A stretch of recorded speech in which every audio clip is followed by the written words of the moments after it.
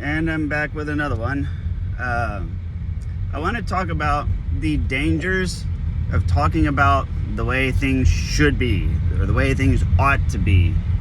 You know, the way there's a lot of it, especially on social media, and it's really unhealthy if you don't do it in a healthy way, right? So same as anything else, you know, there is such a thing as water poisoning, right? So it's important to drink water and stay hydrated. Drink too much of it, you get poisoned and die. So it's one of those things, right? So as with everything, moderation is key, okay? I'm not saying you should never discuss how things should be. I'm saying be careful for where it leads, okay? It is an emotional construct. So understand that first thing first, when you talk about the way things should be, the way things ought to be, you are now entering imagination land. You have gone from the objective, strict realities of laws and societies that we currently live in to fairy tale land. And that is not the nicest way that I could put it, but it's the most effective way that I can put it. Anytime you talk about the way things should be, you're now entering fantasy land. It's your imagination.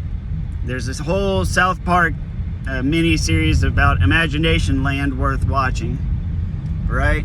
So understand that you open the door to imaginary constructs and imaginary things and all of the whims and will and desires of whoever is speaking. And whenever it sounds great, yeah, it's great. And the problem comes when you do this too much and you begin to internalize it and compare it to your present existence. Because yeah, you know, I should have a gold-plated Ferrari, but I don't. And that's fine until I start getting in my car every day thinking, God, I deserve to have a gold-plated Ferrari. And here I am driving my stupid Nissan, right? Quick funny about this car, that's the Nissan, we call it Nacho. We named it Nacho. And the reason why is because early on in my divorce, when I was getting remarried and we had a baby on the way, we got this car for the baby seats. And when my son came to visit, we had the new car for the first time, and he was small. He was like 4 or 5 years old. And we knew that he was going to go run to his mother first thing and be like, Mommy, Daddy bought a new car. And she's going to say, oh, really? What kind of car is it? And so sure enough, we had him, and he's like, so Dad, you got a new car? And I said, yeah. He goes, oh, okay. What kind of car is this, Daddy? Well, you know, it's got a weird name, son. It's called a business, right? Just sort of like how my other car is the Mustang, right? It's a Mustang, but it's a Ford Mustang, right? So the brand is Ford, and the type of car is a Mustang. So this is a business by a company called Nacho. So it's called a Nacho business, like a business that sells nachos. And he was like, oh, okay. So then he goes back, and whenever his mother asks, he says, hey, Mommy, guess what? Daddy got a new car. It's a Nacho business. Oh, I wish I could have been there. Anyways, that's my funny story and totally just deviated off topic, but hope you got a laugh. Back to discussing the way things should be. Be careful. Too much of it, you start to breed resentment. And when you start to breed resentment, you start to be unhappy.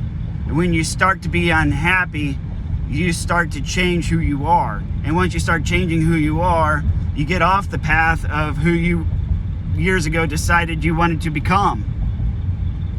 Talking about all the things that should be or should not be, right?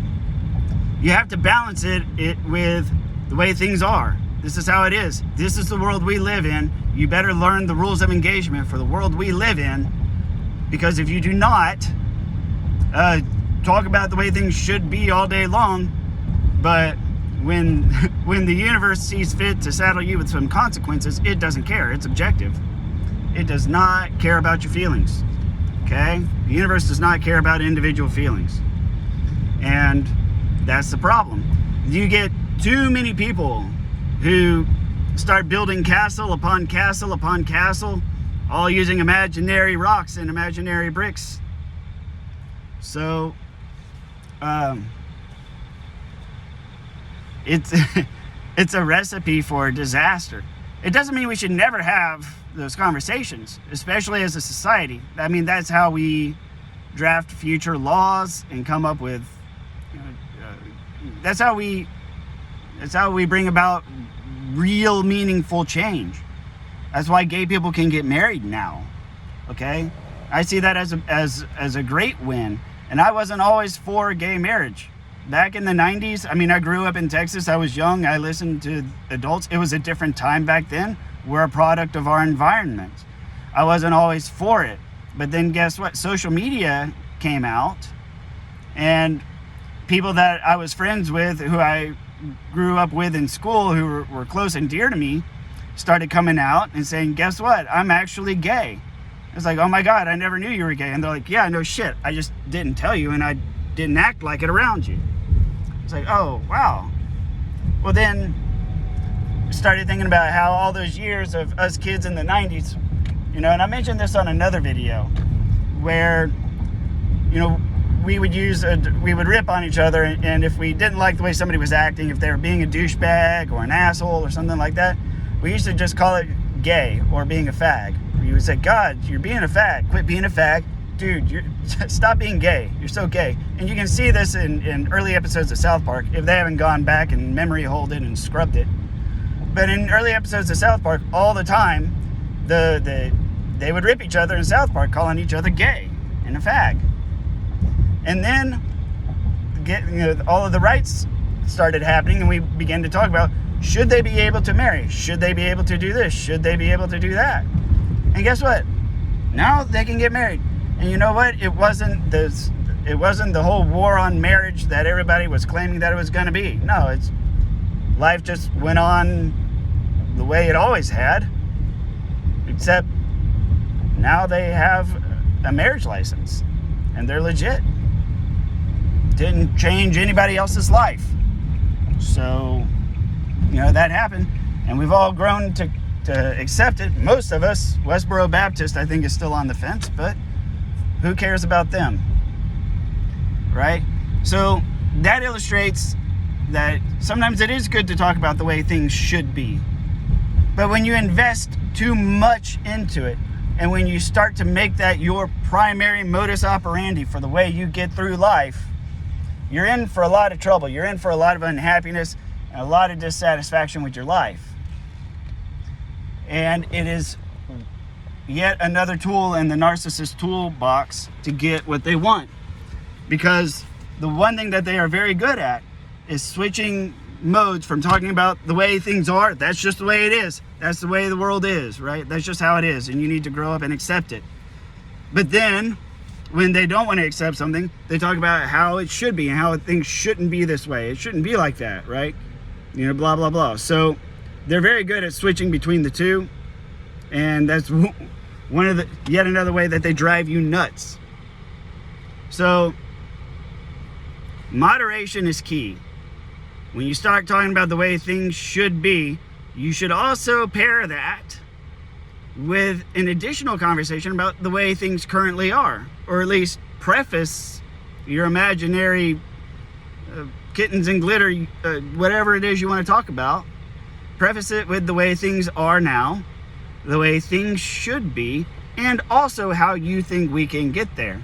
Because if all you ever do is just throw out your Christmas list of ideas and the way things should be without actually putting any pen to the paper, you're not actually helping anything.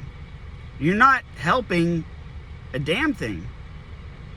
You have to put the pen to the paper, the rubber has to meet the road, and you have to talk about real, substantial, and meaningful ways that you can get the things you want and how you can make things the way that they should be. Because to just talk about it and to just complain about it does absolutely nothing to help. It only makes it worse. So unless If you really, really, really want to have the conversation about the way things should be with somebody, you need to have the conversation such that the picture is complete, right? And that's three things: the way things are, the way they should be, and the things you believe that we can do to get there. If you omit any of those three, you are not going to have a meaningful, productive conversation. And if that's not your goal to begin with, if your goal is just to harangue somebody into getting what you want, fine, that's the strategy. But you'll never find any manipulator that combines all three of those things together. I'll give you a perfect example of who uses these constructs correctly is Elon Musk. And all of his conversations about Tesla and SpaceX and the way things are now, and why they are the way they are, and where he's taking the companies, is phenomenal. He's very, very good at it. And if you just watch any of his interviews, you'll see that he does this very well. So keep that in mind. That's how you have real productive conversations about the hypotheticals. And I'll leave it with that. Thank you very much. Please like, comment, or share, and I'll see y'all on the next video.